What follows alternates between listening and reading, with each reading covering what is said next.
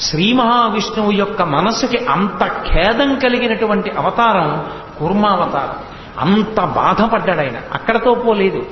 ఆయన కూర్మావతారం స్వీకరించినప్పుడు మనసుకి బాధ కలగడం కాదు, ఎప్పుడూ కలగని రీతిలో ఆయన శరీరానికి బాధ కలిగింది. శ్రీ మహావిష్ణువు యొక్క శరీరమునకు బాధ కలిగింది అన్న మాట మీకు శాస్త్రంలో కనపడదు. ఎందుకు కనపడదో తెలుసా? ఆయన శరీరము అమృతంతో ఉంటుంది. అమృత వపుహు అని విష్ణు సహస్రనామంలో ఆయనకి పేరు. అమృత వపుహు అంటే శరీరము అమృతము అని. అందుకే దానికి ఖేదం ఉండదు. ఖేదము లేని విష్ణువు యొక్క శరీరము ఖేదము పొందిన ఏకైక అవతారము కూర్మావతారం. ఆయన శరీరం చాలా బాధపడిపోయింది. ఎందుకు బాధపడిపోయిందంటే, ఎక్కడి నుంచి పుట్టింది హాలాహలం?